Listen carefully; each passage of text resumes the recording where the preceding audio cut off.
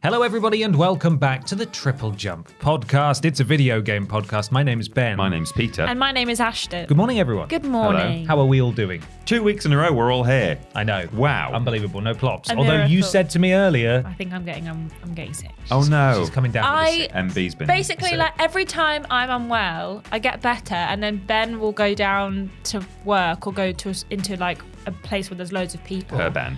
My Ben, and then basically just bring me back a illness. Oh, a lovely so treat. He's been like had quite a bad like rough cold over the last week, and he's like just starting to get better. And last night I was like, I feel like not well, like something is happening.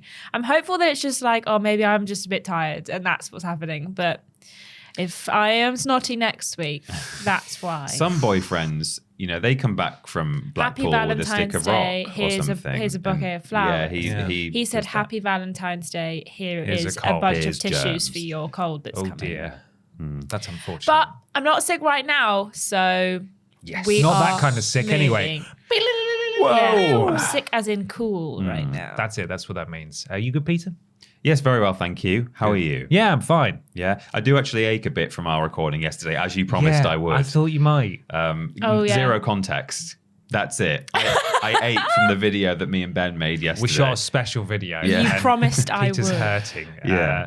Yeah, it's a workout, isn't it? It sure but like is. not in a good way. No. Like I might have done some damage to myself. When Yeah. we filmed the last weirdest games, and then the next day filmed the rules boss, Yeah. I was like proper sweaty. Two Connect games back And then to I had back, to go yeah. like home and immediately stream, and I was like, I feel like I stink.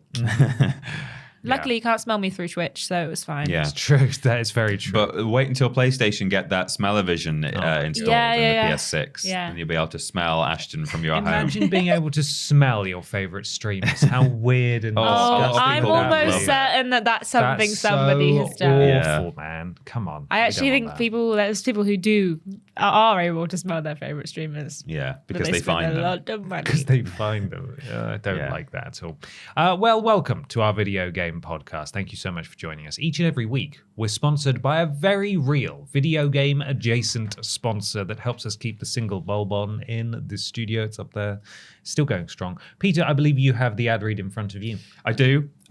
We have heard, would you believe, from Sony, I'm assuming. Oh. I Whoa. didn't deal with the admin of this, but I've got the ad read in front of me. Okay. Sony have been in touch. I know that this week they obviously talked a lot about things that are coming up, and perhaps we're going to talk about that sooner. So according to the ad read here, we are sponsored by the state of...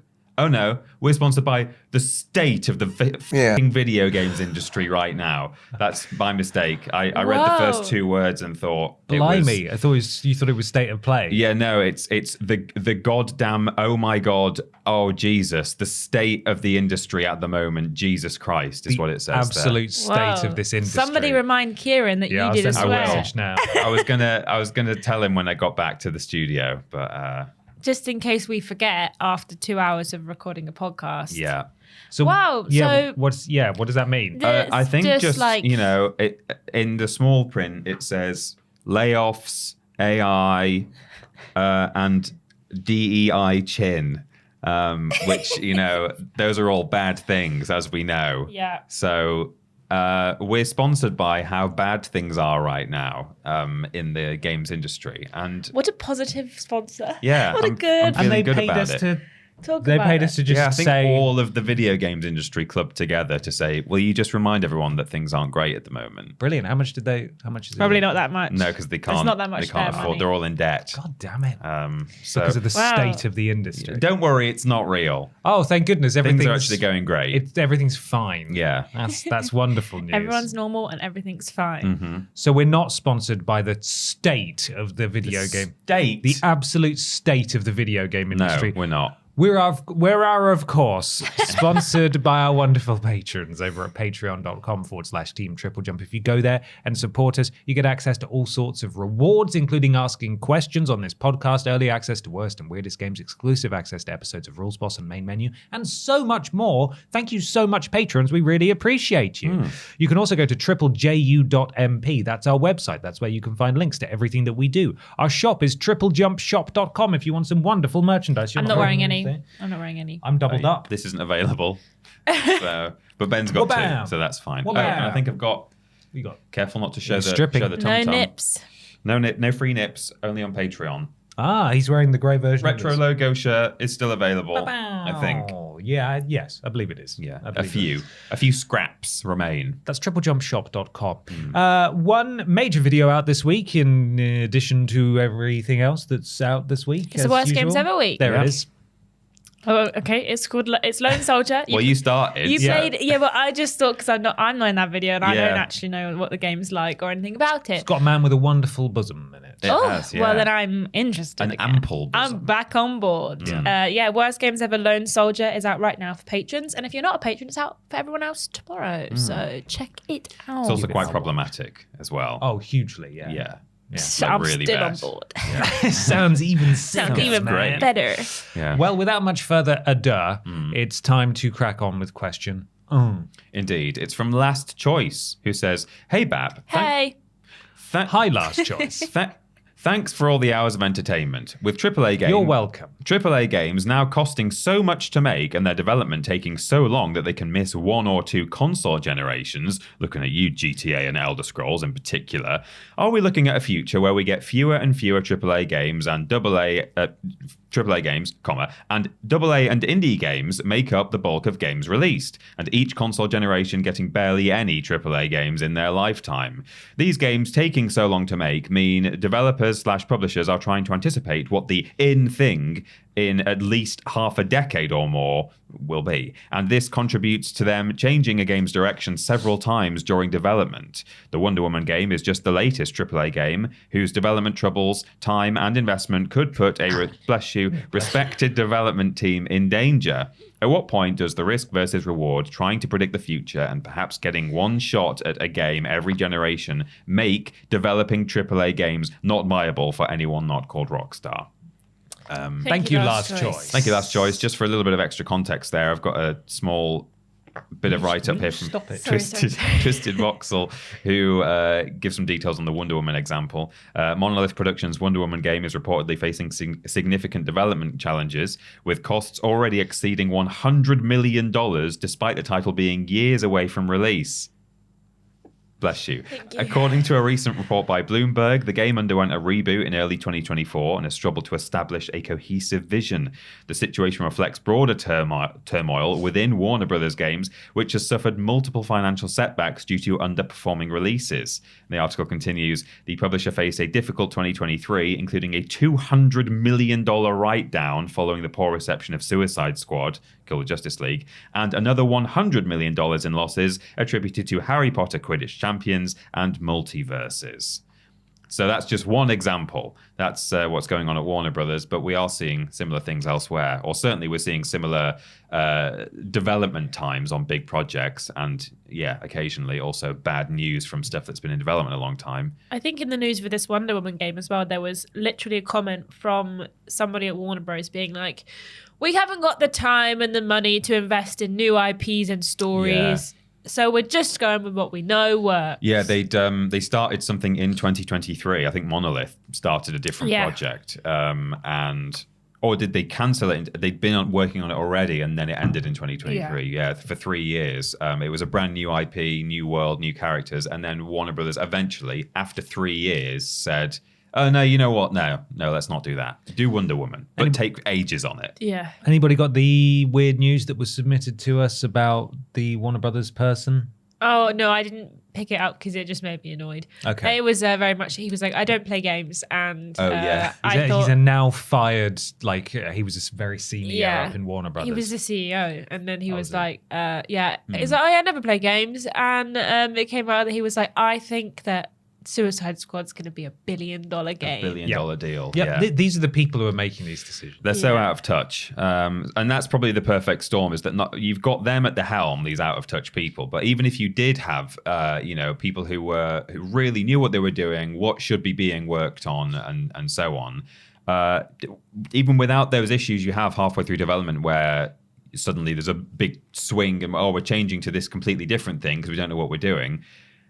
Even a game that is going well is going to take a very long time to make these days. 3 years, 4 years, depends on the scale of it. And with a console generation lasting on average, 6-7 years, that's maybe at best 2 games per generation from a big studio. And as Last Choice points out in the question, we've got the likes of Elder Scrolls and GTA skipping an entire generation, which is wild.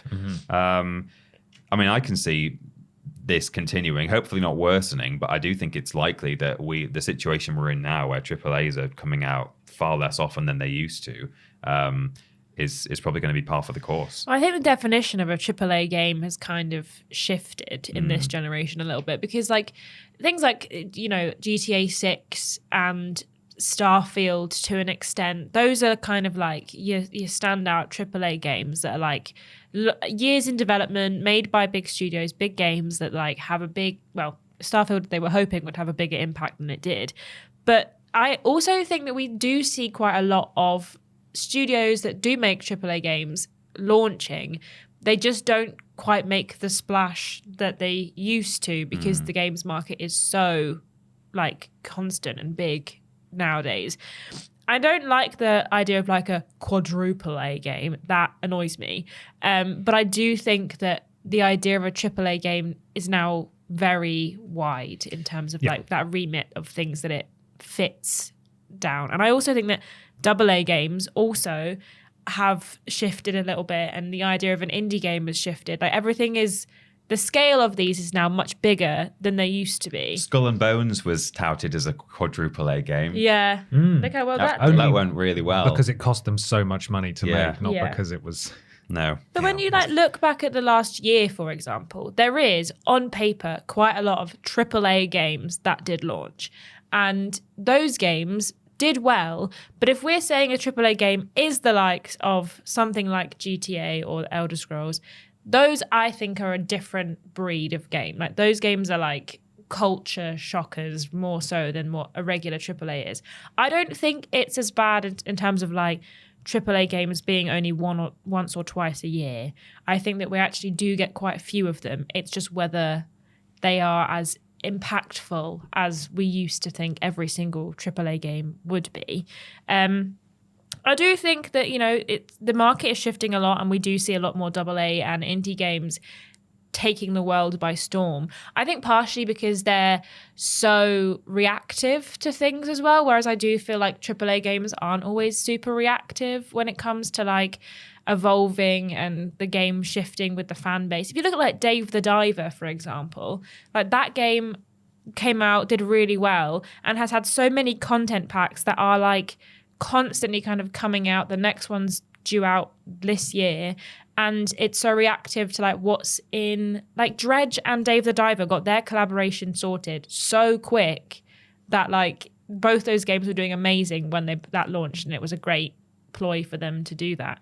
And I do think AAA games just aren't as reactive as they used to be. So there's like a different space now for AA and indie games that the AAA games just kind of don't fit into. Those are your games that you spend like a month on, the AAA games. They're the big ones that you're like, I'm going to get this one, but then it's like sprinkled around a bunch of AAs and indie games that take up your time outside of those.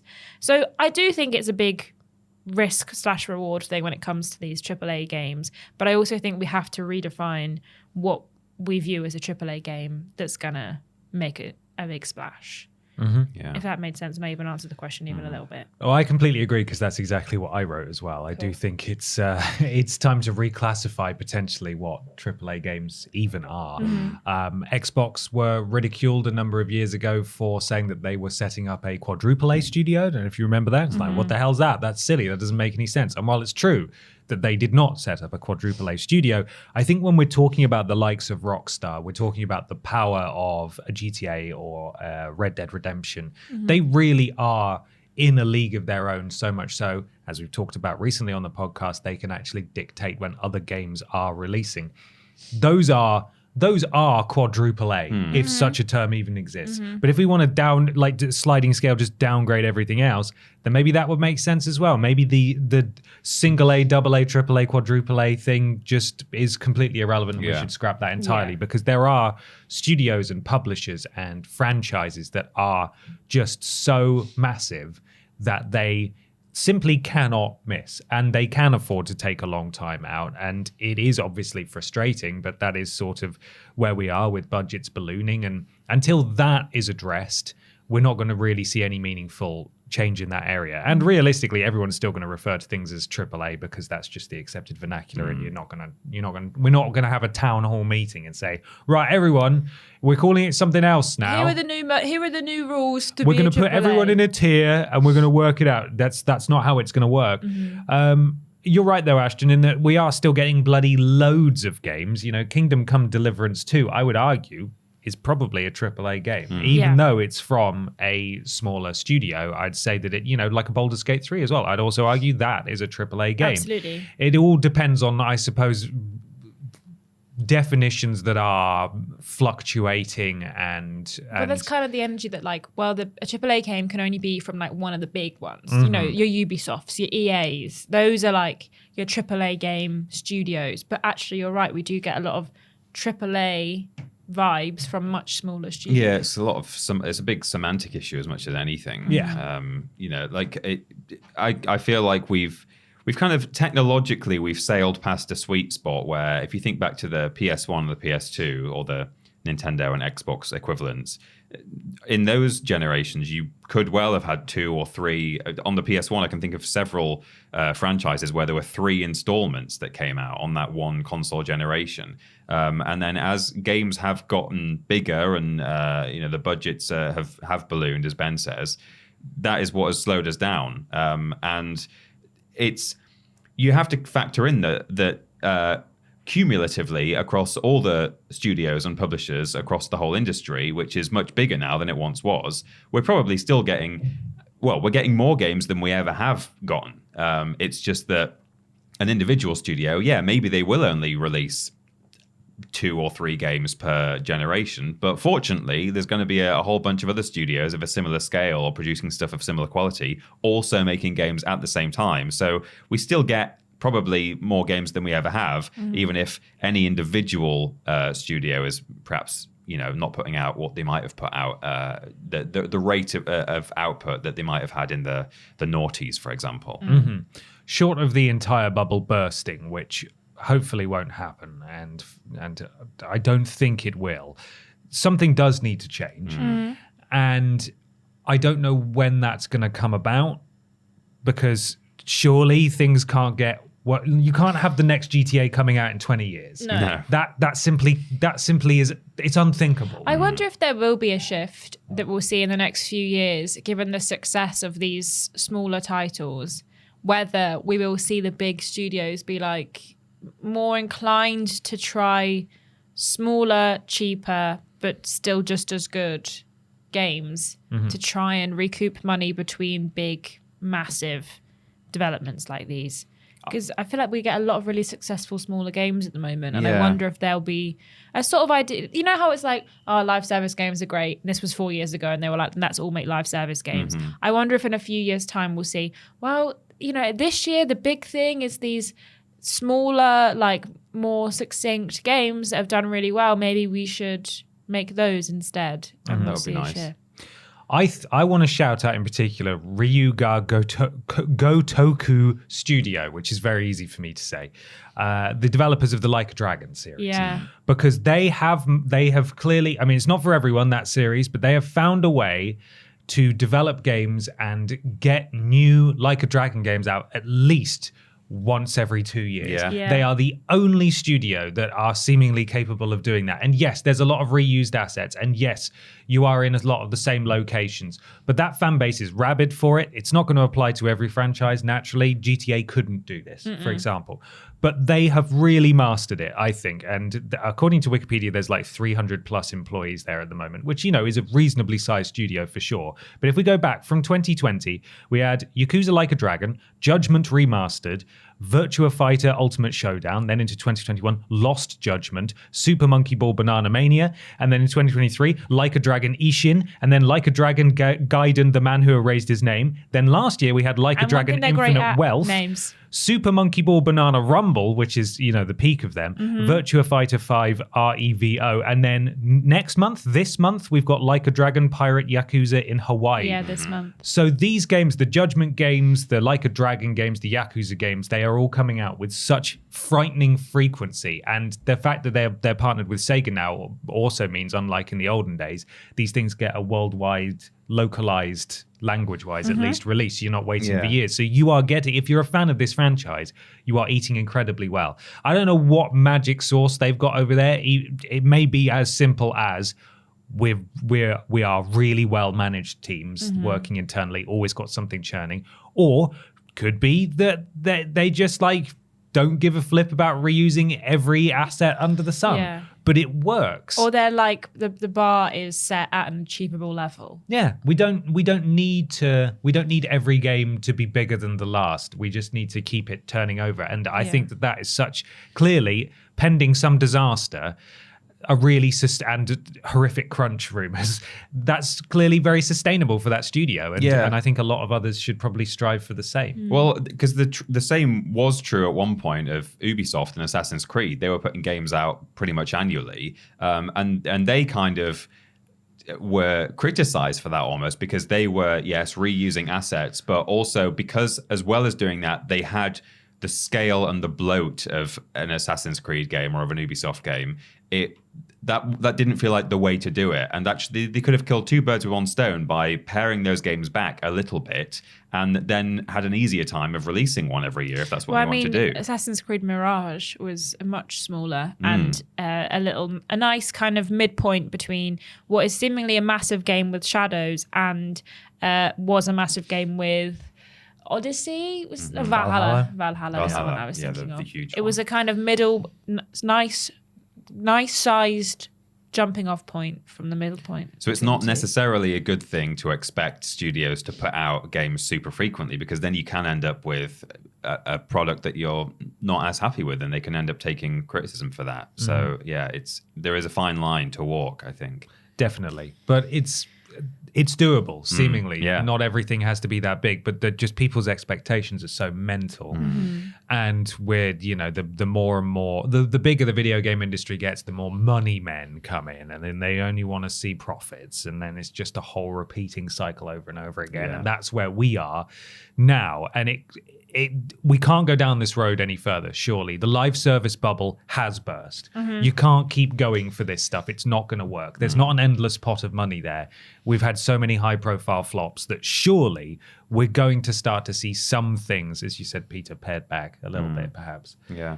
Hopefully. But it is frustrating, not getting games from Naughty Dog, one of my favorite developers, in years and years and years. What do you mean? They're chasing their tails. What do you mean? Stop it. They've launched so many games. Stop it. Yeah. The Last of Us Part 2, Yeah. The Last of Us Remastered, Yeah. The Last of Us Remake, Yeah. The Last of Us Part 2 Remastered, Yeah. The Last of Us Part 2 Remastered for PC. Uncharted Thief's Edition, Yeah. whatever that was Legacy called. of Thieves. Yeah. So many games. That's true. You know what? All brand new and different from the last. Clearly lying out my ass there.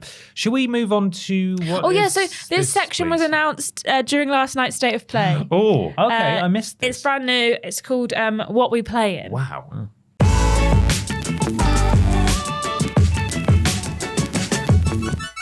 It's What We Playin time. Time to talk about the games, what we have been playing. Peter Austin, what have you been playing, please? Played a few things this week. I've just been, what's the word? Wrapping up all sorts of stuff. Oh, yeah. I've been rolling credits here, there, and everywhere. Whoa. I've finished I've rolled credits on Star Wars Outlaws. Had a very nice time with that. I have a bunch of side quests left to do. Don't know if I'm necessarily feeling like doing them right now, but I had a great time. I put hours and hours into that game. I liked how, without spoiling anything too much, I liked how the reputation system factored into a moment at the end of the game that was quite fun. So that was all really good. Had a nice time. I then wanted just something very small to play, so I went to Astrobot to finish off I had 3 of the time trials left to do, and also there was that big Christmas level they released as well. Yeah. So I went and did the 3 time trials.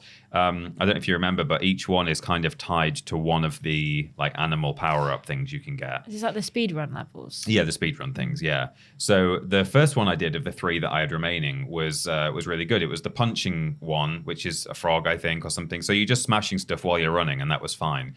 Then the last 2...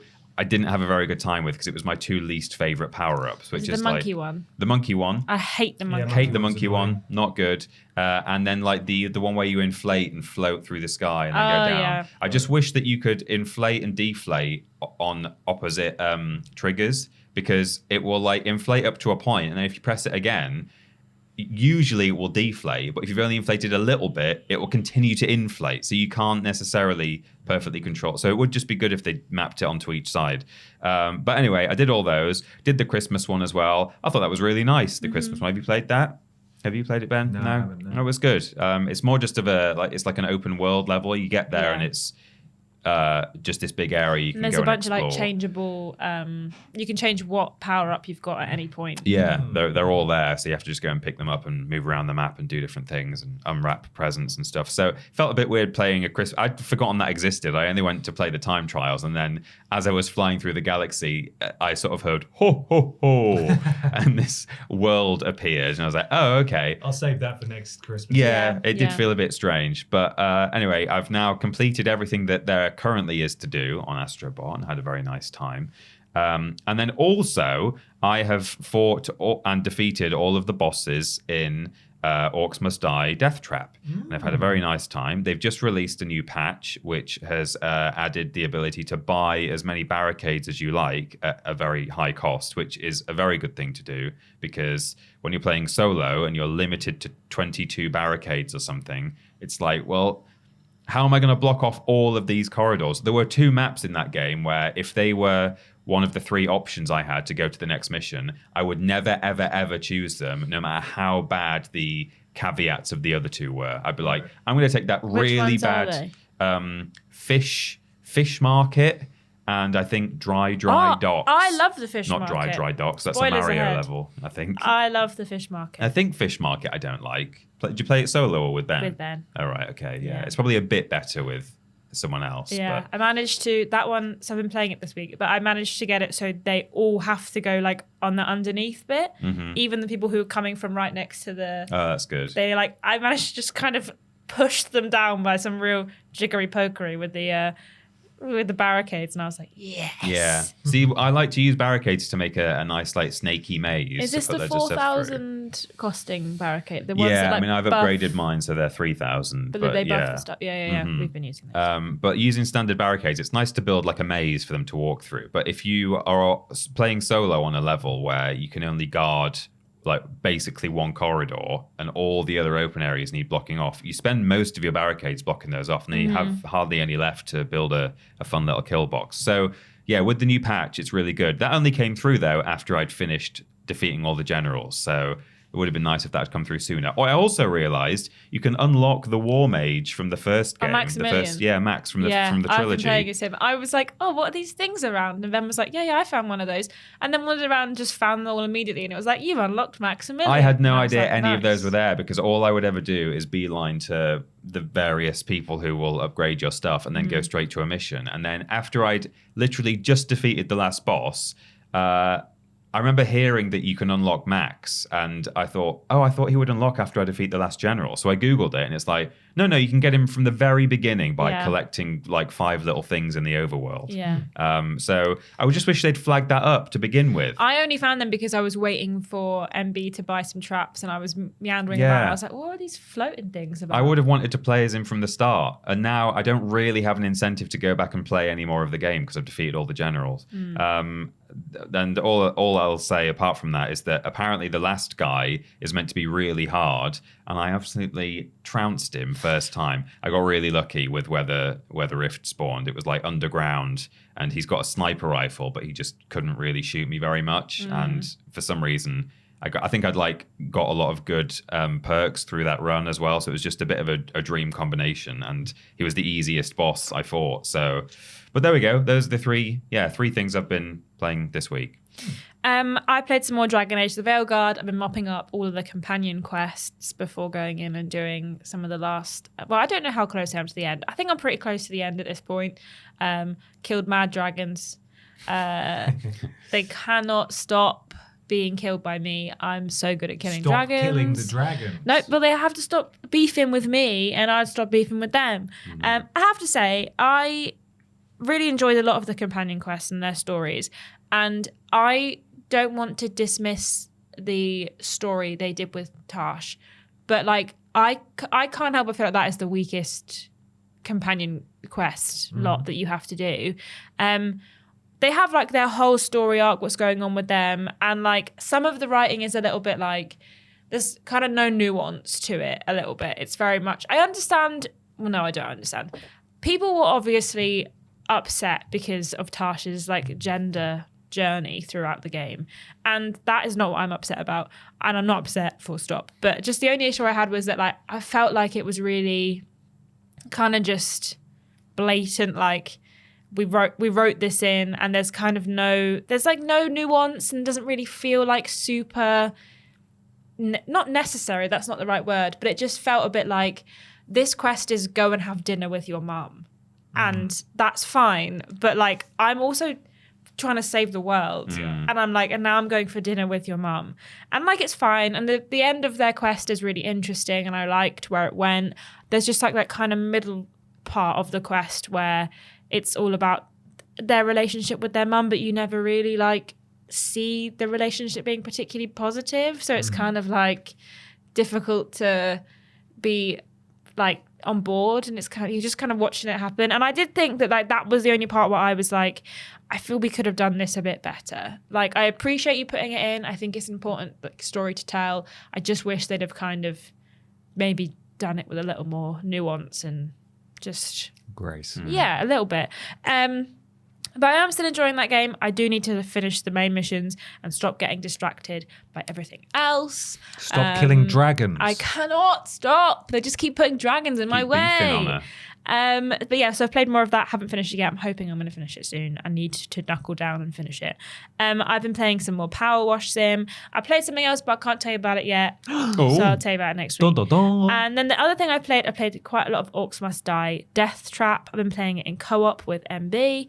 That game is good. I have issues with it and have encountered like quite a few bugs. And, have you? Yeah. So we're playing it in co-op, and we got to the final boss 3 times.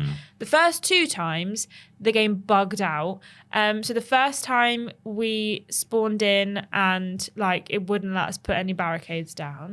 The second time we spawned in and Ben's character just didn't spawn in and was basically just spectating and couldn't play, even though, but it was still working as if there was 2 people playing the game. And I still only had like 10 barricades, even though if you're playing on your own, you get more.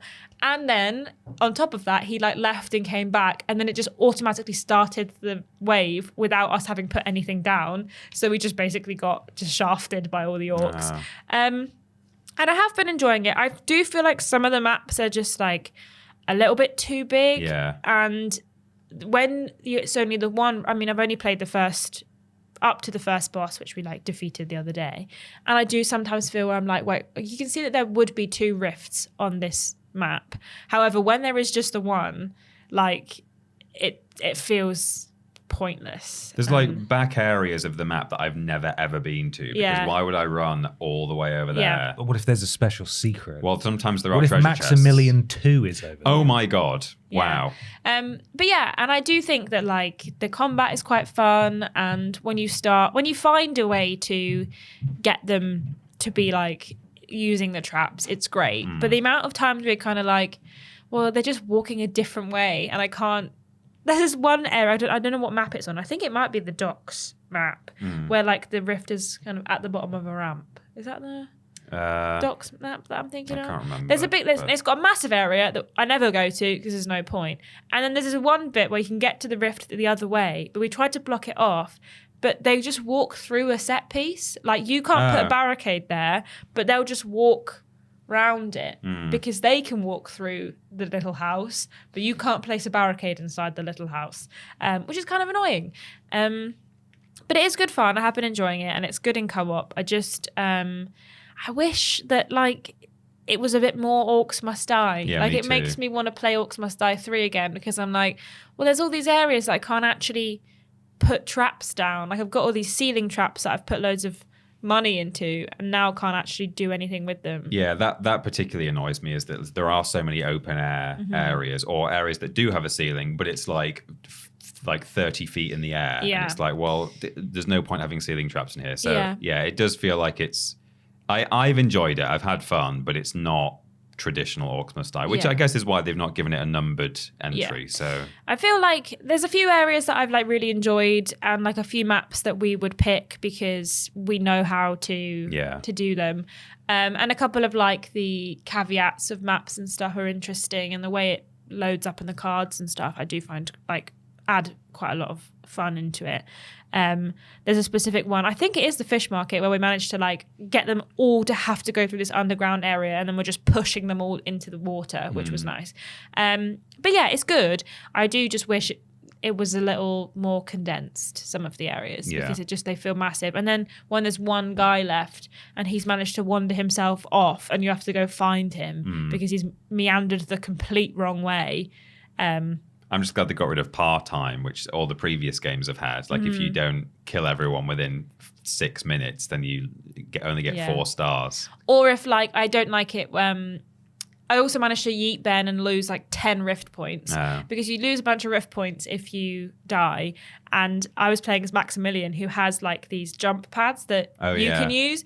And MB was playing as the Catwoman, and he basically just, as the round started, pressed on the jump pad to get to the other side. And because that model is way smaller, I guess, just got yeeted into the sun and basically lost 10 rift points because he just died immediately as soon as the round started. Brilliant. So yeah, it's good fun. I'm probably going to play some more. I just wish it was a little bit more Orcs Must Die. Yeah.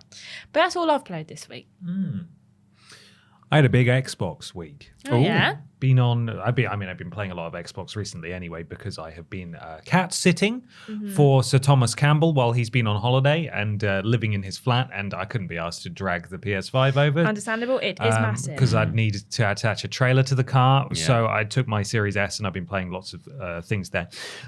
This weekend, just gone though, I went down south and I hung out with some friends and we played through Halo 3 and Halo 3 ODST on the MasterChef collection, which was pretty exciting. Lovely. One of my friends was on an Xbox One S. Whoa. Yeah. But it's still all talk to each other because of how, Xbox's insistence on there being no limits to cross-generational stuff, for whatever reason. But anyway, that was very handy.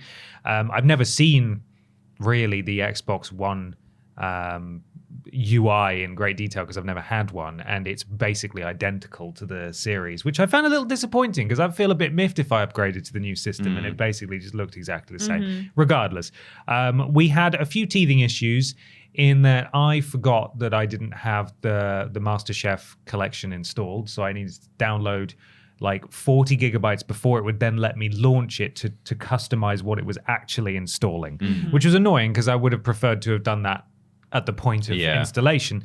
And so I installed the stuff that I wanted to. We're going to play through Halo 1 and 2. Halo 1 and 2 on the MasterChef collection are not 3 or 4 player. They are only 2-player co-op, unlike the original, which is annoying, and we didn't know that. Weird. So then we installed 3 and ODST, and we played through those. I think the original Xbox version of at least Halo 1 was only 2-player co-op. Oh, was it? I thought it was 4-player. I believe so. Oh, okay. You could have 4-player split-screen deathmatch, but I think the co-op was only 2. Gotcha. And it may have been true of Halo 2 as well.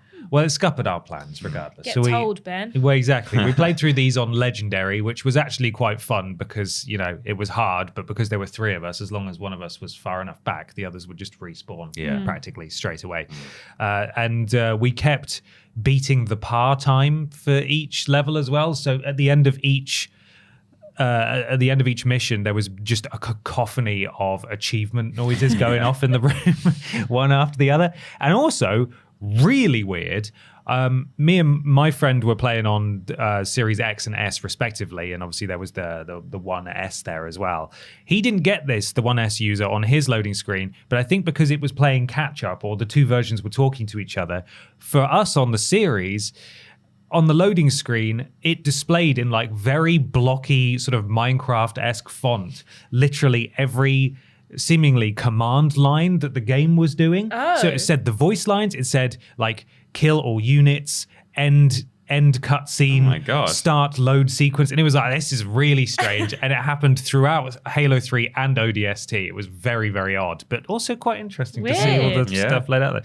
So we played through those, and then on my own this week, I've been playing through some more Ninja Gaiden 2 Black. I hate the camera still. It's really annoying.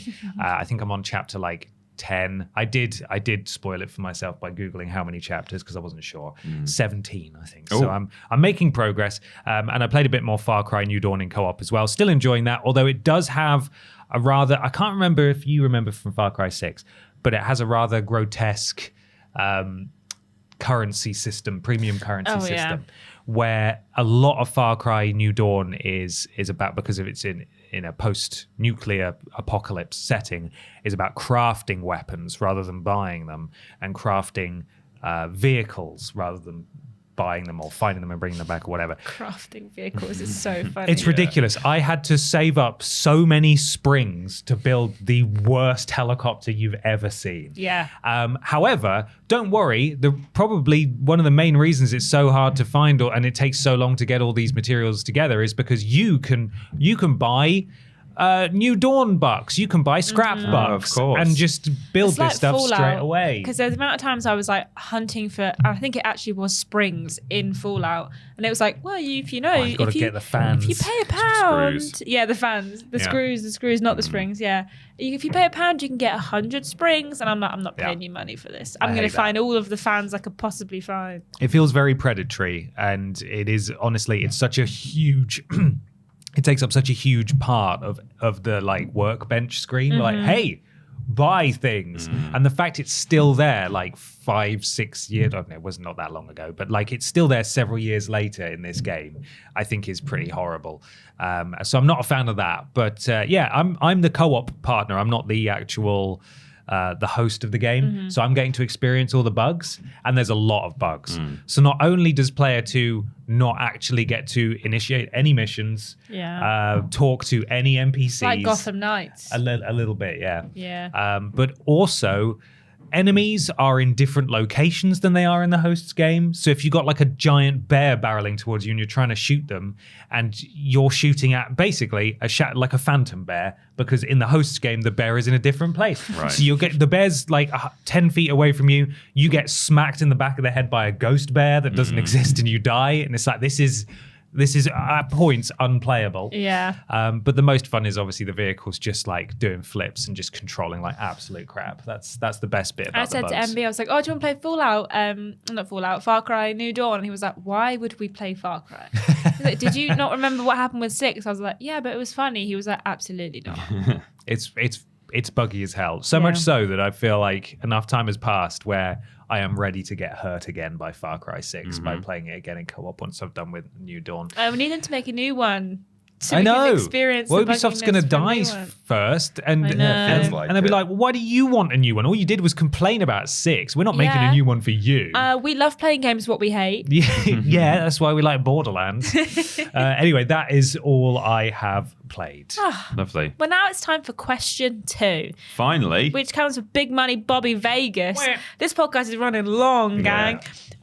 Hello, BAP. There was a great big PlayStation Network outage over the weekend, which lasted a full 24 hours and forcing many gamers to resist the temptation to read or talk to loved ones. Sony have only described the outage as an operational issue, which tells us nothing, and plan to compensate users with a whopping 5 free days of PlayStation Plus subscription. You shouldn't have. That equates to a frankly not big money saving of £2.25. Big money Bobby Vegas would know. Yeah, if you're on the premium tier, and less than that for the tiers below.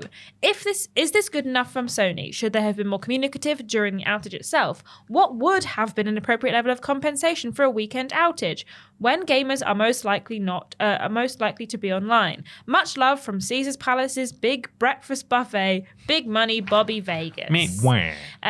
So we talked about this on the news this week, but this comes from Forbes. Sony's PlayStation network went down over the weekend. Servers were down for roughly 24 hours, and PlayStation gamers were unable to play most of their games, including single-player titles that still require an online connection to work. Why? Why did they do that? Stupid. We hate that. This is why. Silly game developers. This was made even more frustrating because several games are running free betas or 2 XP weekends, meaning that PlayStation gamers were left out in the cold while their counterparts on Xbox and PC falling down the stairs. enjoyed their game unbaited. Worse, Sony remained weirdly silent during the outage and has done little to explain what went wrong. Network Services has fully recovered from an operational issue, the company posted to Twitter. We apologise for the inconvenience and thank the community for their patience. So we didn't hear much about what happened. They offer the 5 days additional to your service. So if you pay yearly, do they just charge you 5 days after you normally get charged? That's the biggest up. complaint I saw is that they're just going to charge me 5 days later. What difference does that make in the grand scheme of things? The most egregious thing about this is I would say not the gift that they've given, because if they'd not done any compensation at all, all right, we might have grumbled a bit and said, oh, they should really give some kind of compensation, but then I think we'd all move on from it. I think the most egregious thing is the lack of communication. Yeah. It was terrible. What was going on there? I mean, I'm not much of an online player, so it didn't affect me, but I could see on social media over the weekend this going on, and I was thinking, people will be so annoyed right now, like not knowing what the issue is, how long it's going to be. Has there been a hack? Is my data breached? Do I need to worry about? All they needed to say was that it wasn't a hack. We're aware it's currently down. We're working to fix it. We're working to fix it, and just do occasional updates across the weekend, even if there's no progress and it's going to take them 48 hours or however long it's going to take. Just every so often post another post saying, we're still working on it. Sorry about this. Servers go down, and that's fine. Like, things happen all the time with certain games and certain networks. Like, it's not bad, like, inherently when something goes down, but the fact that they didn't tell anyone and just were like completely ignoring when everyone was online being like, hey, it's been down for like 3 hours and nobody said anything is potentially worse. And also them getting absolutely shown up by the Monster Hunter Wilds gang, Marvel Rivals and Fallout as well, all of which, Marvel Rivals was the first company to mention that the outage was happening and let players know that we're trying to figure out what was going on. And they are not even the ones whose servers were down. Like, that's awful. Krispy Kreme offered free donuts. They did. Over the weekend. Says anyone brought that news? No. Krispy Kreme has offered free donuts for PlayStation fans. It is the silence that is the main issue here. I don't care about the 5 free days. You could have given no compensation if you'd at least told people what was going on. It was a remarkable experience from my perspective, because for the first time, probably ever, I was not only totally unaware that this was happening, but also I was playing games and I was not affected. Yeah. At one point, one of the guys I was playing with came back from the toilet and just went, "Oh, PSN's down." We were like, "We're playing Halo," where normally, traditionally, we're all PlayStation boys, so we would have been playing something on PlayStation. It just so happened this one weekend that it goes the longest absence of PSN since the 20 whatever day outage in 2011. I was playing on a different platform. Mental. Well, I was playing on PlayStation. I was playing Dragon Age: The Veilguard, and the only reason I knew something was up was because it kept being like, we can't connect to the EA online services, and I was like, oh no. Ignore, play anyway. But it didn't affect me in that one, even though I don't even know why it wants to connect to the EA online services. Well, so they never go anywhere near it. You can share all your data with them. Yeah, that's what they want. But yeah, I also didn't notice. It was only after the fact that I was like, oh man, PlayStation Network's down. What the hell? I think if we are going to answer the question, what would have been an appropriate level of compensation, maybe just the equivalent, or I mean maybe slightly more, because it would have been a bit depressing, but something like the equivalent amount of money just as like PlayStation Store credit, if they just said like everyone affected gets $5 in the store. A free copy of The Park. Yeah, I mean, free copies of games is what has been sometimes handed out by publishers and console developers over the. Well, Sony did do that when they had the big long out. Yeah, they this was gave only 24 several games. That's the thing. I don't think like you're bang on. I think everyone's said it as well. Like most reasonable people would agree that it's the communication that was the issue here. It's the complete absence of any reasoning. People were rightly concerned after the 2011 one, which is when loads of personal information and credit card information got stolen, and they have a right to know what's happening at the very least on a very basic level. Just sort of talk to your audience and let them know. However, I don't think. I mean, the 5 free days is worth like a lot more than the 24 hours. I mean, the inconvenience obviously is there, but I just don't. I genuinely don't think it's worth a free game. I don't. No, I think a free game. The real crime here was the communication. I don't think that. I think 5 days in exchange for 24 hours is a fair enough substitution. I think they've made it worse for themselves now, and people are rightly getting annoyed because of the lack of communication, and that may be feeding into people's entitlement to more than 5 days. But I don't think it's worth a free game necessarily. No. That's the only reason people are even talking about this, is because they just didn't say anything. Yeah. If you're like, oh, it's been down for 24 hours, and they're like, we're working to get it back up after hour 2. And then, they just say, yeah, the servers went down and we had to do some maintenance and now it's fixed and it's fine. Don't worry about it. Like, that's one thing. But to just say, just some operational issues after you've already fixed it is not really... It's like if you've got a friend who one time went missing for a week and then suddenly you stop hearing from them for a full day. You're like, hey, our friend who went missing is missing again. We should probably do something about it. And then they're like, oh no, I didn't want to answer my phone. I just had an operational issue. And it didn't even give you a game for it either. And it didn't even give me a game for it. I'd be like, how dare you, missing Absolutely friend. crap. But yeah, I just think, Sony are terrible at communication. They are. They are absolutely awful. I don't know why they don't start acting like they're a company that has an active community. What do you mean, Ashton? They've got a blog.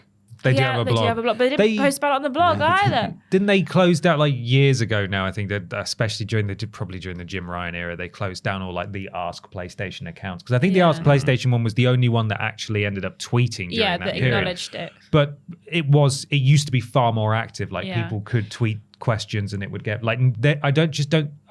I genuinely don't think they have the infrastructure. They've gutted the teams that used to do that. Community managers anymore. They used to have, like most game companies and games have, a community manager who is in charge of the social media and in charge of interacting with fans and just making people aware of what's going on.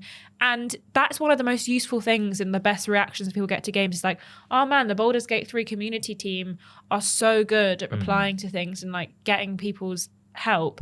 And then you look at PlayStation, one of the biggest entities in gaming, and they just don't have anybody doing that. They just have their set marketing guy who posts one tweet a week, posts on the blog post. Out actually. I think it might be we know them. Reach I think Reach actually do a lot of the UK's PlayStation stuff, especially when they're posting humorous things. I think it's all farmed out. There's no one in PlayStation who's actually taking charge of this stuff. Yeah, it's ridiculous.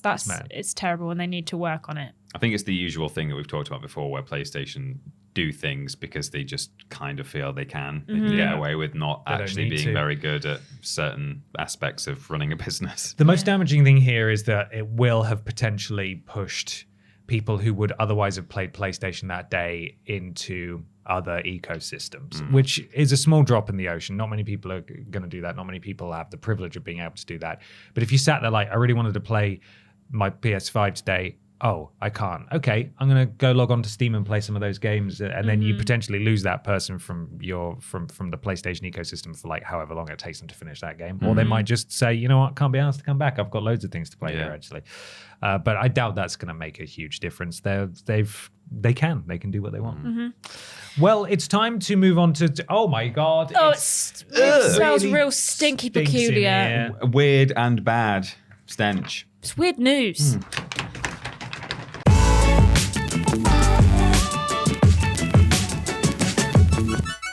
It's weird news time. Time for some weird video game news. Remember, you can submit some weird video game news to us under the relevant social media post that goes out on a Wednesday. It actually did go out on a Wednesday this week. Yeah. However, if you want to guarantee a shout out at this point in the podcast, you need to go to patreon.com/Team TripleJump, support us at the appropriate tier, and become a podcast producer just like Michael Pendlebury, Andy Scott, Chip Thompson's Thumbs, Eric Siu, Blake Thomas, Nicole Hansen, Greg Giggity, GY Goliath, Gabrielle Philipping, and Big Meep. Money Meep. Bobby Vegas. Thank you, podcast producers, so very much. Thank you. Thank you. Thank you. Peter, what's your weird news, please? My weird news is as follows. It's from the Gamer Ant. I'm now leaving Messenger and opening an external link. Dominic Bosniak, I think, Sick name. has written this. Halo developer was once working on a Donald Trump game. Oh, yeah. This was submitted by Johnny Mac at JohnnyMac13 on Twitter and Amy Wicks on Facebook. Wigs. Halo developer Saber Interactive, which is not the developer you expect to hear. No, that is not accurate. No, it's not. Was once working on a Donald Trump game. The idea for the project, which Saber ultimately abandoned, can be indirectly traced back to Shaquille O'Neal. Founded in 2001, Saber Interactive developed a reputation as a versatile studio capable blah, blah, blah, blah, blah, blah, blah. They did the Halo Combat Evolved Anniversary, is the point we're trying to get at here. A remaster of They are a remaster studio. Yes, of the original Xbox version. Yeah. The company then played a supporting role in Master Chief Collection and did some other stuff. But in between Halo Master Chief Collection and Space Marine 2, the studio wanted to make a Donald Trump game. And why? I'll tell you why. That's according to Saber co-founder and CEO Matthew Karch, who said as much in a recent interview with Game Files' Stephen Totillo. This idea isn't something that happened overnight, but can instead be tracked back to Karch's fateful meeting with Shaquille O'Neal, which happened sometime after Halo Combat Evolved Anniversary being released in 2011. During their initial get-together, Shaq pitched the idea for the game starring him as a detective. Karch wasn't really sold on the concept, but eventually proposed something else, a sequel to EA's 1994 game Shaq Fu. It was basically going to be a game with various celebrities in it, including Donald Trump, I think, is the idea. So not a Donald Trump. Not a Donald game. Trump. Not really, He's no. just in It's a it. Shaquille O'Neal game. Yeah, one Indiegogo campaign and $458,000 later in crowdfunding, Saber Interactive made Shaq Fu: A Legend Reborn, which ended up being one of the worst reviewed games of 2018.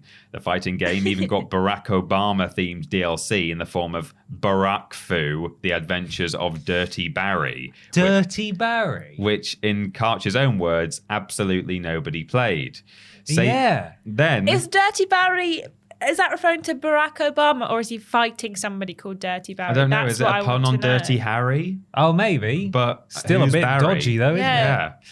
Saber later made plans for a spin-off title called Trump Fu. The project was being developed sometime during Trump's first term as US president, and in terms of story, the company had a concept about how Trump's cabinet sabotages him, and his plane goes down, and he gets stuck in the Mexican desert and needs to escape back over the wall, Karch recalled. The idea was eventually abandoned with Karch, or it might be Kark, I don't know, floating an alternative concept for a Putin-themed fighting game. What is wrong with this, which man? also went nowhere. This is just one yikes after another. Just I know, it gets is. worse. Jesus. You're like, and then we thought we'd make a Hitler dating sim. Yeah. So no, it was actually going to be a Trump-themed damn. game. Not. I thought it was going to be that he starred in the Shaq Fu: A Legend Reborn. Right. But no, it was going to be Trump Trump Fu. Fu. Cancelled sometime after 2018. Ugh, Weird. I thank wonder why God. they did that. That's very strange. Yeah. We made a lot of money on that game, Karch recalled, from the comfort of his private jet, a Gulfstream 280, which he bought in 2022 to the tune of $23 million. Oh, And that's the end of the article. that's too much money. Oh my God, that's the end of it. Throw the author out the door at Yeah. that point. God, Awful. weird news. I have some news from Nintendo Life by Ollie Reynolds, who in his picture looks like a very lovely man. Random. Wants to play Smash Bros. Melee on the train. No. Amtrak is fine with that. Go ahead and bring the extra CRT. What? Okay. Onto the train? onto the train. That's meant. That's because no one rides trains in America. So No, there's only, space for a there's CRT. only one train track in America. There's one. There's Yeah. only one. That's one. And it just goes around all the Just way a around big the outside. circle. Yeah. Trains are great. Sometimes. Choo choo. We love a good train ride. I don't. I hate trains. Yeah, trains in the UK are me and bad. trains are nemesis. We've I'm not got sure how loads much of of this you're trains. reading from the article. We It's love a just good... Is that in That's there? no. That's also we love you. a good train ride is not me. That's Ollie Ashton is Reynolds. editorializing. Okay. I'm by editorializing saying because that trains she suck. hates trains. Yeah. It's even better these days given the advancements in technology, space, and comfort. Though, granted, there's still also a load of work to be done, especially in the UK. That was Yes. Ollie. That wasn't me, but Yeah. I agree. Making particularly lengthy journeys a joy if you happen to have some suitable entertainment with you. Amtrak, the national passenger railroad company in North America, is seemingly going one step further in promoting its onboard capabilities, specifying its suitability for gamers in particular. As spotted by user Smiles on social media, Amtrak is specifically encouraging players to bring along CRT displays to help facilitate onboard Super Smash Bros. Melee tournaments. Right. This is the statement from them. No need to hit pause when you ride with Amtrak. Remember the blissful rush of playing your Nintendo Switch in the back seat of the car, racing to snag one last power-up before the battery ran out? So did he just say remember the... Yeah, blissful rush of remember playing the your Switch in the yeah. car? Yeah, I think I remember. I think the person at Amtrak was like, what's a Nintendo console that's old? And they were like, oh, well, someone made the Switch. And they were like, that must be I was going to say, who are they talking to? Who grew up playing their Switch in the back of the car Remember and playing- has a CRT TV to Yeah. bring on the train? Buying I train think you meant like tickets. the Game Boy, but you Yeah. Right. know.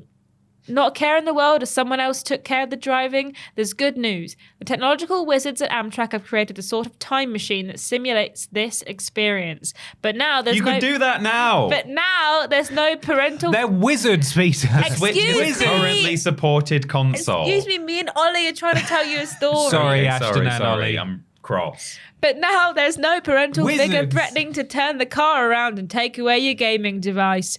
With plenty of power outlets for your gaming devices, complimentary Wi-Fi, loads of elbow space between you and your sticky-fingered no one's on siblings, it. and overhead storage you can access anytime, there's no better way to keep the gaming lights on than train travel. Go ahead. Lights on. Than train What the travel. bloody Train hell does travel. that mean?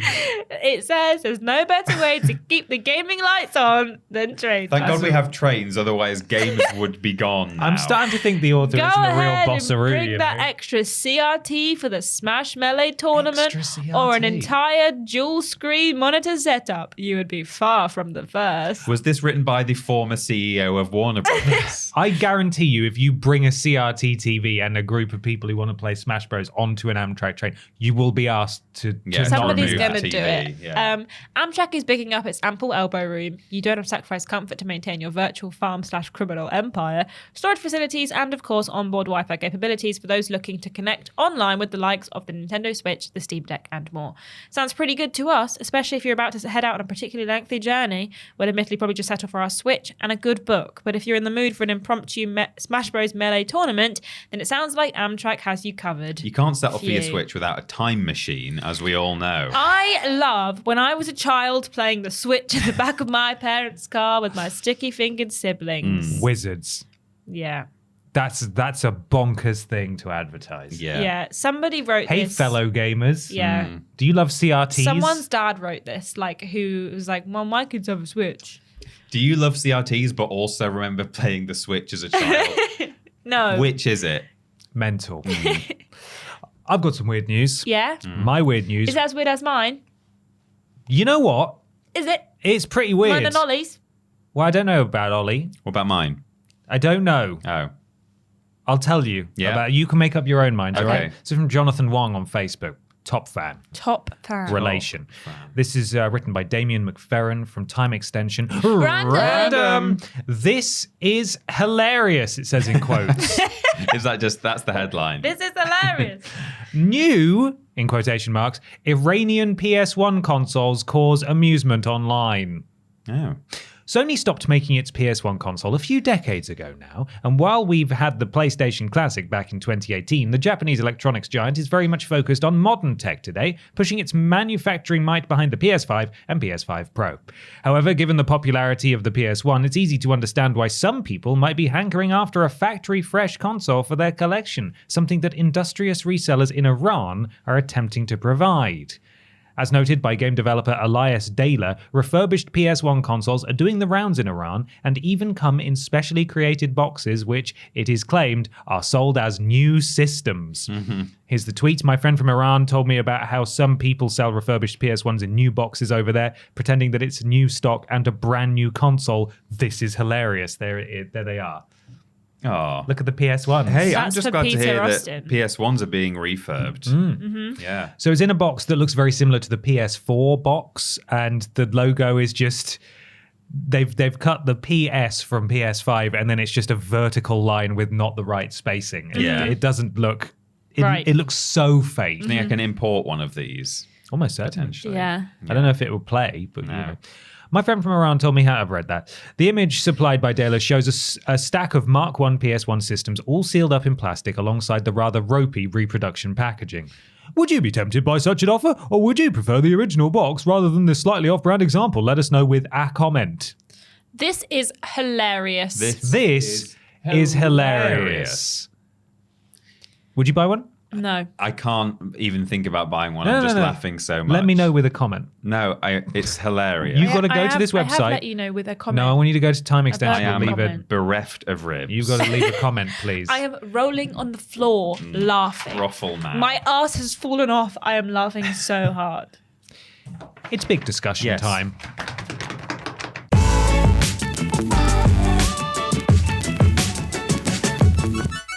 It's big discussion time. Time for the big video game discussion. This week comes courtesy of Connor Bennett, Whoa, sick. who says, "Hi, Bap."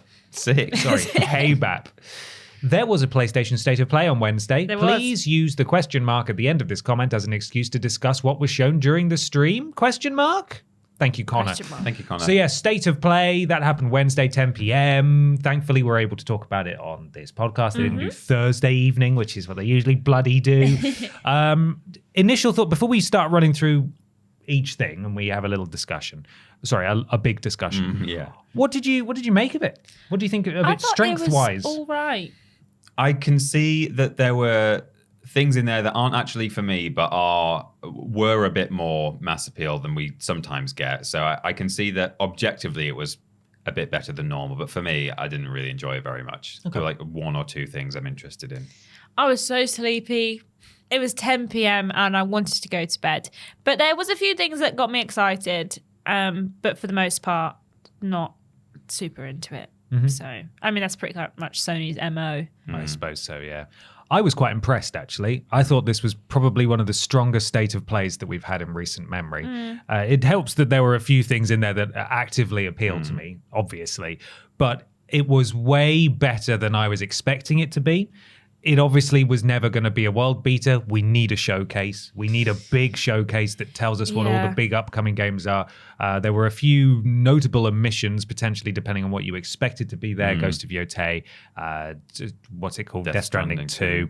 On the beach. Wolverine. On the beach. But I do think it was actually a pretty bloody strong showing Yeah. with some really cool looking games There was there. a bit more variety than I expected. Yes, not, there was a not lot quite more. as much anime like JRPG stuff as I thought there would be. So should we start going through it, taking it a turn at a time? Peter Austin working towards Sure. me, and then Ashton, and then me, and then Peter Austin. Yeah, okay. You want to go that way? You don't like that? This is why we're talking about it now. Well, clockwise makes Did you more just say me, then you, then Ashton, then you? No, I said you, then working towards me, so then Ashton, Oh, and working then to me. towards, Yeah. I see. Right, okay. You said that in such a strange way. Yeah. How would you like to do it, Ashton? The way you said, but just like Yeah? the way you said it was so confusing. Yeah. Okay, I'm just clarifying. Okay. All right. So we're doing it that way. We're doing it which this is way. clockwise. Yeah. You can't. look, I hate look, this clockwise no. thing. We're a line of people. We had this last time. I was I've like, what never do you said mean? From right No. to left. From right to left. On the Tat Appeal, someone said we're going That was me. clockwise. It was me. What do you mean? It makes sense to What's me. the bottom of the clock? Doesn't matter. The camera is the Okay, circle. the camera gets is to go part as of the well. clock. Okay. Right, Peter Austin, get us going. There was a launch trailer for Monster Hunter Wilds. Monty Hunter. Yeah, which is coming on the 28th of February, and also the reveal that the Monta Mizutsune will be in the first free update. I can't wait for this game to come out. Monster Hunter. Well, so you that they tired of- stop talking about it. Yeah, Yeah, we see all you've the hated time. this from the For moment it some was reason, announced. me and Monster Hunter Wilds, I've just got beef with them. They just annoy me, and I feel like they're always everywhere. And I think need it them looks to go better away. every time we see it. Yeah, but I'm I do sick too. of seeing it. It does look better, but It's yeah. out really soon. It's out really soon. It's cool that they're detailing what people can expect on the roadmap Yeah. of supporting it, and people will be very excited for that. I'm not a Monster Hunter fan personally, and yes, we have been hearing an awful lot about it. They've shown us every angle of Everywhere. this game. Yeah. So, coming soon. Yeah, side-scrolling hack and slash Shinobi Art of Vengeance is being released by Sega on August 29th. Beautiful game. Looks Beautiful. stylish. lovely. Looks Very lovely. It's so it's like a side scroller. Looks a bit. I'm trying to think of some sort of analog that I could flip in. What's a really hard side scroller? Super Shovel Meat Boy, Knight? Shovel Knight, one of those. You're dodging traps, you're bouncing off walls. It mainly is the art style. I think that popped for me here. Looked very good. It did look good. Sonic Racing Cross Worlds will release this year onto all platforms, and the closed network test is happening on the 21st of this Why month. does Sonic need a car? They were going so It's slowly. Sonic Racing Crossroads. Roads. What you did I say? say? I think you just said Sonic Crossworlds. Oh, did I? Okay. Sonic Racing Cross Worlds. This is the first Sonic racing game since what was the last one called? Sonic Racing? I think it's Sonic Team Racing. Oh yeah. Because it was on PlayStation Plus, maybe I think. Yeah. I Played quite that a enjoyed little that. bit. Yeah, that was all right. They But why looked does Sonic need to really be in a slow car? in the trailer, I thought. They were just sort of going, Me. and he's got to go fast. Yeah, is that why you're Yeah. asking He could why get he needs out a and car? run. Why is he in a car? He's the Yeah. fastest hedgehog alive. Well, it's because he's got friends who can't go that fast, and he wants to True. play with them on, Yeah, all right. on the course. Fair It enough. visually looked cool. Lots of different. I think there were like some sort of portal-y things they were going through and going to different parts of the track. That'll be fun. I think those games genuinely have been really quite strong and have been getting stronger with each release. And Sonic Mania is running wild, brother. People love the Sonic, so yeah, this will be exciting to the Sonic fans. Did you know that Digimon still existed? Digimon Story Time Stranger is coming to PS5 in 2025. I had no idea that they were still doing anything with that franchise. at Digimon. all. It Yeah. occasionally gets games. That's I think There's about it. I Is there can't still say an I've anime? noticed a Digimon game come out. Anime still out there? Pass. I don't know. Then there's a moody man with a ponytail in Lost Soul Aside, which is releasing on May 30th. Lots of hack and slash Souls-like vibes with this one. And I Yeah. think your sword talks. So Oh. that's fun. Yeah, I thought it looked really cool. But there's a lot of Souls likes. There's a lot of action RPGs at the moment, so Yeah. it's gonna have to. Was this part of the China Hero project? Yeah, Possibly. maybe. Was that the one with the big sort I think of it was an international. colossi? I think it's like an international. It wasn't. Yeah, maybe it was this one. Okay, the one where they Yeah. were climbing on the big Colossus thing? Or was that a different that was one? a That's a different different one. one. Oh, right. That's got that was the one that had like Shadowheart. destroyed London and Yeah, we'll get to that Shadowheart. later. Oh, yeah, the yeah, girl yeah. who voiced Shadowheart. Oh, really? She's the main Oh, character. okay. Yeah, that was cool. the London one, wasn't it? Yeah, I thought that looked pretty cool, and it's releasing really soon as well. Mm-hmm. It's going to be in a very competitive field though, so hopefully it gets some traction. Yeah. Is it me? Yeah. The launch trailer for Like a Dragon Pirate Yakuza in Hawaii, which launches on the 21st of February, revealed that a demo will be available to play from the 13th of February. Which is today. Which is today, so you'll be able to play that demo right now. That's pretty Mm-hmm. cool. I wonder if there'll be any progression that carries over. Don't know. Maybe not, unless they let you start at the beginning, which they probably wouldn't. But yes, as spoken about earlier, continuously impressed that they're able to get these Yakuza games out, Like a Dragon Not games out very another quickly. one. No, another one? Yeah. Speaking of another one, there's another Dave the Diver content pack. It's Dave the Diver Ishiban's Holiday, which will release in April 2025. That's a Like a Dragon crossover, isn't it? Yeah. Yeah. Yeah. Splitgate 2. It's a shooter but with portals. Yeah. They're launching an alpha on February 27th. I honestly forgot they were making this game. Saw it at the Game Awards, didn't we? I Yeah, think. and then I forgot about it. People really enjoyed the first one. So, Yeah. again, competitive space. We'll see. Mm-hmm. We'll see how if this gains much traction. WWE 2K25 is launching on the 14th Who is that of March. man? Do you know who that man was? The man who was talking man over who the was show? talking Yeah, it's about- Paul Sounded Heyman. familiar. It's Paul Heyman. He's like a famous manager in wrestling. He was, Wears a yeah, suit. yeah. It was giving wrestling man. I was Oh, like, yeah. this man's not a game developer. He's playing a character. He's yeah. a wrestling man. Yes, he is relevant because he is the advocate, the wise man, as he's known in the wrestling vernacular, of the person for whom the island is named or designed after, that being Roman Reigns. Right. So they're sort of aligned. So I he's on the see. cover this year. So that's why Paul Heyman is doing a Right. lot of the promotional Ugh, stuff. for everything it. I learn about wrestling is against my will. Listen, I'm just clarifying, I know all right? you We're are. talking about video games. I know. So the island has been something that people have been curious about since they first announced the game. They said, "Oh, we're going to be doing the island," and in all interviews they said, "Yep, it's a space where players go." It's like, what is that? And they were clearly waiting for some time where they could actually talk about it. From what I understand, it's going to be very similar to NBA 2K's The Neighborhood, Right. which is a similar online space where basically they try and get as much money out of you as possible. Yeah. So I am very deeply concerned that this could be the sort of beginning of the end flipification of WWE 2K games. Monetizing creator wrestlers, potentially. Exactly. That is the main thing I took away from this. Oh, yeah, Back they in, were talking about how you can get a bunch of stuff at the island to help customize your. Yeah. So back Yeah. in 2K20, they made the horrendous decision to lock all of the vast majority of the customization options, including entrance music and all that kind of stuff, behind packs that were in game. Now, they never charged you for those, although clearly they wanted to. And it just meant that you did not have access to much at all to create your guys with. If they're starting to draft this stuff away into the island and charge real money or make you grind for it, that's just as bad.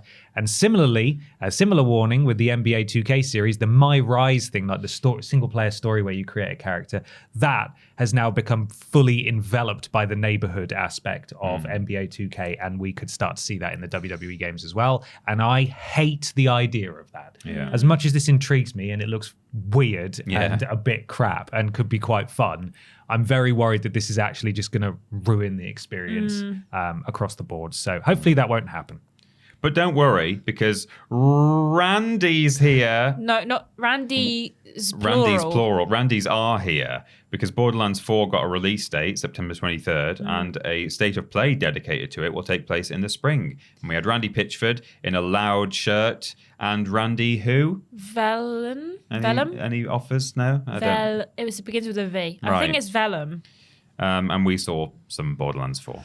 Looks, apart from the traversal, which obviously looks very different, looks very similar to Borderlands 3. So I am looking forward to the state of play to find out what What's differentiates going it. on? You know what I didn't like? What? Is when Randy Pitchford said to Randy Vellum or something, "I'll feed you, Varnell, baby bird." sorry. Varnell. I'll feed you, baby bird. It was awful. Yeah. We spoke about this on the news video that went out on Thursday. That he obviously has too much power where no one can tell him that he's not allowed to do these things. But we all know about Randy Pitchford and the things he has done and the type of just the unpleasant presence he is on whenever he does one of these. Yeah. And he needs to stop. Someone needs to pull him to one side and say, we can't. But when he I says think that he always- shirt, I'm going to try and buy it. I don't want to. I don't want to I'm just going to have that throw out some ad hominem, but he just kind of he always looks like he's been drinking to me. He looks knackered, not doesn't in a drunken state, but he just looks a little bit clammy, a little bit like he'd rather not be doing what he's doing right now. You know, his eyes sometimes look a bit heavy. You know, I don't know. He It's just because he's been working in the Borderlands mines Yeah. for us, crafting Yeah. these games, Good old Randy. leaving USB sticks of porn in family restaurants, that sort of stuff. Yeah. He's Yeah. busy. He's a busy guy. Yeah, I mean, enough about Randy. Borderlands 4 is exciting. I'm very excited for it to release, and I think it's interesting it's coming in September. I said this on the news as well. I don't think GTA will be releasing around September, October time then, because I feel like they said they weren't going to be releasing it around the same time. So I don't... What, you think they might have got insider knowledge of when... Well, no, because Take-Two, when they were doing their earnings call last week, when they were talking about GTA 6 and they mentioned Borderlands 4 as well, but didn't obviously announce the release date, they were saying that they wanted to spread some stuff they'll out. just have done it, worked it out internally. We're either going to get GTA ahead of that or it'll be holiday 2025. It's a great observation. Or 2026. Yeah. We got another trailer for Split Fiction, which is Haze Light's new split screen game coming on March 6th. Really excited for this one. Yeah, it looks great. I can't wait for this one. I'm really excited. I'm going to play it all weekend. But yeah, and just finish it, and then I'll be sad that I've got to wait 5 years for the next one. Yeah. We also saw a trailer for the new Dark Pictures game, Directive 8020. It's releasing on the 2nd of October. This looks phenomenal, by which I mean it looks up to the standards that we would like it to be. Yeah. It's as Alex, our editor, said in our group chat earlier, it looks very much like The Thing, which is sort of what we assumed it would be. There's some alien organism that's crashed into their ship that's in space and is slowly picking them off. It's taking on the human form. Could be really creepy, but also hopefully it's quite ropey as well. I can't wait. I love these games. It's also a Dark Pictures game, which means Dr. Anal Hill will be back. Yeah, but are they recasting his face is my concern. I don't think so. I hope not. I would assume they wouldn't recast his face. I hope not. I hope they just don't recast it, because they could just be like, okay, well, now that the face model has died, out of respect, we're going to retire that character. Yeah, maybe. It's going to come back in a different form with a different voice, or it might be a woman. A woman as well. But I love that guy. I'm going to be really sad if he's replaced this. Speaking of it looking like it may be the kind of quality we hope for, there was just a shot where one of the characters was on the other side of a door and went, no, like that. And it may be that what was happening on the other side of the door wasn't very troubling, but I like to think something horrific was happening. No, stop. Yeah. Hey, pack it in. Did you just say that one, Ben? I yes, did, you did. yeah. We saw the new Five Nights at Freddy's game, Secret of the Mimic, launching on June 13th. I'm not that interested in FNAF, but as FNAF games go, it looked like kind of cool. Yeah, it'll scare the kids suitably for sure. spooky. Yeah. And what a horrible idea. The Mimic, that is horrible, and I hate it, but I love it. Then we got a look at, as it was described by the developers, cozy horror game. Well, they are Scandinavians. Yeah, which is a love that stuff. claymation style game called The Midnight Walk, which we have seen before, and is launching on PlayStation 5 and PSVR 2 on May 8th. I'm really looking forward to this. I think it looks really cool. Yeah. It does look very cool. Looks very upsetting. Yeah. I'll watch you play it. There's the deal. Octopus game Darwin's Paradox is coming to PS5 this year. This was a surprise. This also it looks good. Cute. Yeah, it's sort of it reminded me of Inside. Yeah, it me reminded me of Oddworld. It Yeah. reminded me of obviously Octodad, Octodad. as well. Yeah. And this is from Konami as well, which is a bit surprising. I'm hesitant to say firing on all cylinders, but they're being a bit prolific now after being dormant for so long. We're getting quite a few games from them, and this is the most different so far, I would say. Yeah. Looks cool. We've got a new roguelike take on the Warriors franchise, Warriors Abyss, launched on the 12th, in fact. It launched on the 9th, so it's out now. Yeah, they said it's available right now. So go and check that out. Yeah, then we had PS2 game Onimusha 2 Samurai's Destiny, which is releasing on PlayStation 4, Nintendo Switch, PC, and Xbox One on the 23rd of May. Do we know this game is out on PlayStation 5 and Xbox Series, or is there a reason that they're not? They've not listed those as well. Xbox One. Maybe it's just because I don't know. Maybe it's like other PS2 ports where technically it's not a PS5 game. It's a PS4 game, but it's backwards. It's just weird that they don't list it. Yeah, I don't know. You can play it on your PS5. That's not going to be a problem. But that wasn't all, Ashton. They also announced a brand new Onimusha game, Onimusha Way of the Sword, which will be released on PS5, Xbox Series X and S, and PC. Do we have a date for that? No.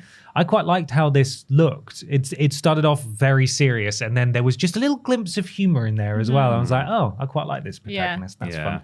I've never played an Onimusha game before, but my science textbook in secondary school, which I inherited from someone who used it before me, they used to get you to wrap your textbook sometimes to protect them. You never do that? I bind them. No. Okay. Just in like wrapping paper or brown paper or something. What? Yeah, you would. Yeah. Well, mine was covered with a PS2 magazine that had Onimusha on it. Wow. And so I just read that cover back to back, remembered nothing about my science. This studies. wrapping the textbook thing has really confused me. We used to have to back our books. Yeah. Well, sometimes. like the workbooks, or like Yeah, like the textbooks. Sometimes both. Because Whoa. they weren't your textbooks. No, they were the so they schools. wanted you to we protect just them, had they would just give them out. stop you from at scribbling random. on them and stuff. They had all kinds of things written in them. Oh well, yeah, in them for sure. But like the covers, at least they'd make you wrap them up and you'd sellotape them and seal them. And No, I've never heard of that. that's so before. interesting. Maybe that died out with us. Yeah. Oh, well. Anyway, that's coming. Also, Metal Gear Solid Triangle Snake, it says in the notes here, will be released on PS5, Xbox Series X/S, and PC on the 28th of August, 2025. Delta, of course. Yeah. Yeah. We knew that. They accidentally leaked it last week. Whoops. Looks good. Rogue Factor are releasing Hell Is Us, which we have seen before, which is an upcoming supernatural action-adventure game and is launching on the 4th of September for PlayStation 5, Xbox Series X, and PC. Which one is Hell Is Us again? I recognise the name. We've Hell seen Is it Us before. is... they're kind of wearing... It's difficult because there was a few where they were like wearing there are a like few similar ones. cyberpunky kind of space helmets and stuff. I think it's a melee game. I think it's a bit of a Souls-like. Oh, is that the guy who's got like the weird cape and then like he's got like a poncho on? Yes. Yeah, I remember that Yeah, I think because it's that when we one. first saw that last year, Yeah. it just showed him wandering around. We were a bit like, And then it was called Hell Is Us, and we were like, what an awful Yeah. name for a game. And then this trailer, they showed lots of interesting and unique environments. There's a strange man with like a quadruple chin. Oh, yeah, Like, that goes all guy. the way Yeah, I down remember to which his- one. All the way Yeah. down to his nips. It was giving kind of Death Stranding for a Yeah, it second. was very and then Kojima, it was, wasn't it? And then it was, yeah. So that intrigues me. Gameplay, not so much. But Yeah. the setting looked cool anyway. Yeah. Lies of P Overture is a prequel DLC for Lies of P. It requires the base game, it said. That's coming out in the summer. Is it actually a prequel? I didn't know that. Yeah, so I had to like look it up because it was just kind of written rather than in the trailer. But yeah, it's a prequel DLC. Interesting. It wasn't super clear whether it was a new game, whether it was a DLC in the trailer. But yeah, according to everything else, it's a DLC set before the events. I couldn't even tell it the was game. Lies of P until the logo came up. I mean, I know Oh, there was a really? mention of puppet or string or something, but like I didn't I know what the realise guy. until... I remember Yeah, the it's got guy a looked little like boy. that. Our little boy P Mr. there. P. Yeah. I love Lies of P. That's very cool. I will. It might be a bit of an ask to get me to go back at this point because I've forgotten how to play. I was All thinking that that. muscle memory's gone. Yeah. But yeah, it looked cool anyway. Yeah. We had Dreams of Another, which looks like it's going to be a surrealist shooter game launched 2025 on the PS5 and PSVR 2. It's sort of So was weird. weird. brutalist kind of what do you call cloud? Are they called cloud matrices? Matrices. Mm-hmm. He did describe Where you what shoot the technology things is. to make Stuff. them into other It was a things. weird kind of juxtaposition of that art style you would associate with, like, again, being kind of a cozy game or quite a fancy artsy It was one. giving dreams. Yeah, but then he It had was. a gun, you know? It was- Yeah. He's just like going through The with whole, a like- The assault logo's rifle. very strange as well. Yeah, Yeah. the whole MO was like, oh, destruction is not the end of Yeah. creation. And it's like, okay, but why does he have an AK-47? Yeah. If they manage to tell an interesting story or it's a unique experience, then brilliant. But if it is literally just here's the gimmick and Yeah. that's It it. looks like this. I was thinking that exact thing. I was like, look, this does look nice, but you can't necessarily just build a game and like hang it entirely on its visual presentation. Yeah. You still need to do something with it. Q Yeah. Games have made some weird stuff in the past though, so we'll see how this turns out.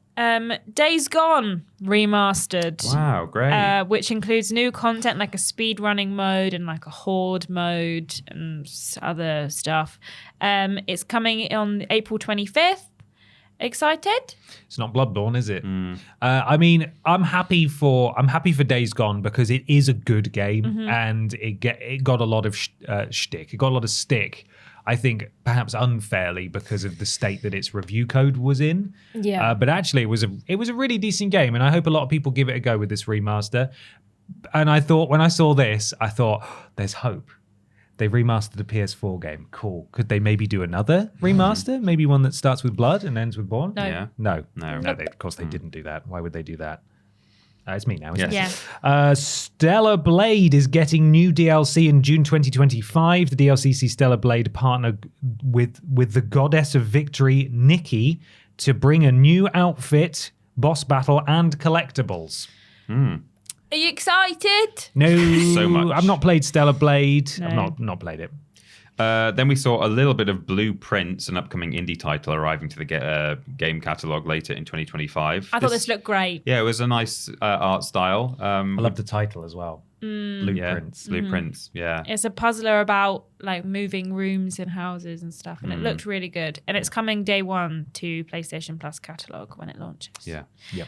Then we got Abiotic Factor. I think Abiotic. Abiotic she said, Factor, which is also coming day one to the PlayStation Plus catalog, and it's a 6-player survivor crafting game where you must create traps to protect the underground facility, which is now your home.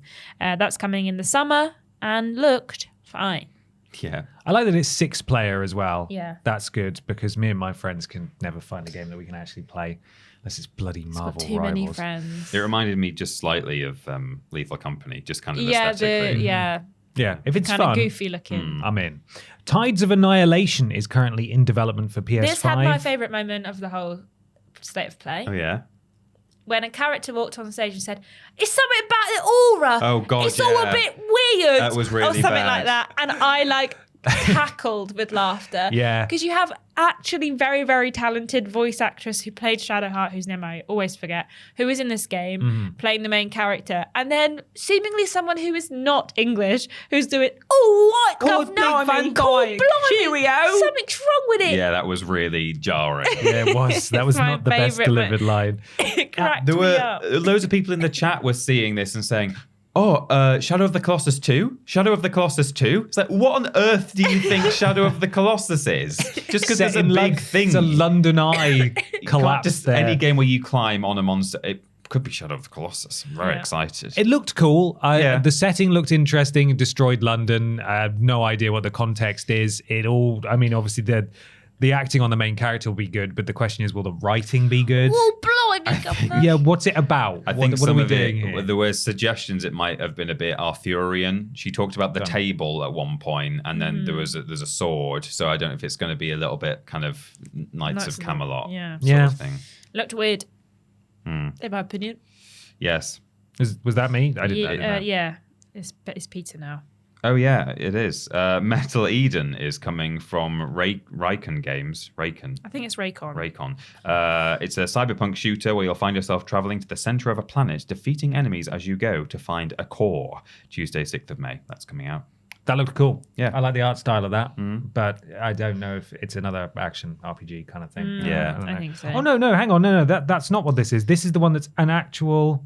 No, that's the next game. Okay, Yes, that's fine. Yeah, I the know the next one you're game looked thinking of. really cool, actually. Yeah. Then from, I think it's the lead dev on GTA. It was kind of. I think he was one of the originals. His name is Leslie something, and I loved him when he came on the screen. Benzies? Leslie Benzies. Benzies? Leslie Benzies. I think so. If he's Scottish, he would have been from DNA Yeah. Design From back in the day. Back in the day, and they are developing Mindseye, which is launching this summer. Which it was giving cyberpunk, it was giving GTA gameplay. Yeah. You play as a guy who has some kind of head implant chip thing that he doesn't like, and he Former wants it out. soldier. Former soldier. We saw like in the initial trailer just some like driving around, and then lots of CG, and then we did get a look at some of the kind of shooting mechanics of it. I didn't think it was that special. Like, it didn't super blow me away. It kind of looked a bit generic, but I'm willing to be taught more about it. I'm excited about the genre. The fact that he himself labeled it as an action adventure. Yeah. And I feel like we just don't get those really anymore. Outside of the big ones. Like it's similar with like first person shooters with stories. Yeah. What used to be just everywhere is now gone. Now it's just all roguelikes and souls likes and things like that. And I thought it was really refreshing to actually see that. Well, it's funny, when it Intrigued. started, I thought it was going to be a kind of a traditional first-person shooter, and that I thought, oh, that's refreshing. Like just the first couple of shots, and then as it went on, I was like, oh no, this isn't just military shooter. This is a bit more to this, seemingly. And then he said action adventure. So yeah. Out in the summer, hopefully it's good. I think Yeah. the last thing that we had that was remotely similar to this was maybe that was it New Rockay City? Remember that crime sandbox that had all the celebrities in it? yeah. Chuck Norris It didn't and do very Danny Trejo. well. It was awful, apparently. But there we are. Finally, though, is it me? Yeah. Yeah. Finally, Housemarque. We know what their next game is. It's called Saros. It is definitely very similar to Returnal, but it's not a sequel to Returnal. Do we have the name of the guy who's in it? Rahul Kohli.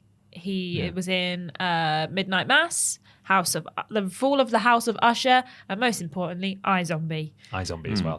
He's really great. And I think he's in the new Gears of War game that's coming out as well. Yeah, I think he was actually He's voicing in a one of character them. in that. I think he was in the last one too. But this one looks like him. Yes, this character actually does look like him. So that's exciting. So it's just CG. We don't know anything more about it. It's coming 2026. It's obviously going to play on the same, play similarly to Returnal. This time there's going to be more permanent upgrades rather than dying and having to start completely again. He's on a planet where the sun seemingly explodes and goes supernova at the end of each day. He's looking for someone.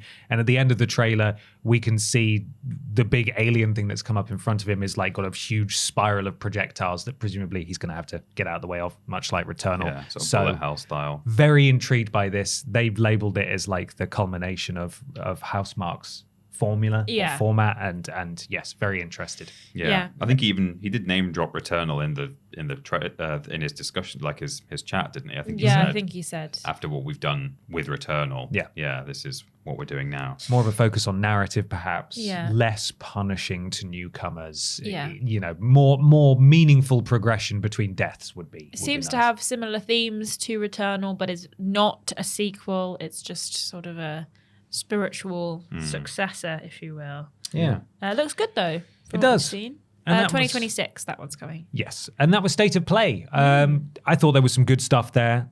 Some things I wasn't expecting. No Bloodborne, but don't worry. Its 10th anniversary is next month. So I'm sure that's when it'll that's be. what they're waiting for to announce the remaster. But that's everything that was announced. Let us know. Quite a lot of release dates as well. Yes. Yeah. Strong rest of the year going into next year as well. Let us know down below what was your favorite thing that was shown and what you're most looking forward to. That's the same question. What you thought was missing from the State of Play. And we will see you next time, I suppose. There's a few places around the internet that you can find us. Peter's going to tell you a couple of them right now. You can find us at youtube.com/Team TripleJump for video content. And we stream sometimes on YouTube, but mostly on twitch.tv/Team TripleJump. And if you've got Amazon Prime, part of the bundle that you're paying for includes a Twitch sub that you can redeem against us at no extra cost and get all the benefits of being a subscriber. Twitter, Facebook, Instagram, TikTok, and Blue Sky, on all of which we are Team TripleJump. And if you'd like to support us, it's patreon.com/Team TripleJump. Our website is triplej.mup, and if you go to triplej.mup/video game, you can wishlist the game that we're making on Steam. And why not leave a 5-star review on your platform of choice? It helps something to do with Al Gore's rhythms. And by golly, we would appreciate it if you did that. Peter, it's just enough time for this week's sponsor. Sony PlayStation presents state of the video games industry right now. Oh my God. Jesus. Jesus. Jesus. Right, see you next time, everyone. Have a good weekend. Bye.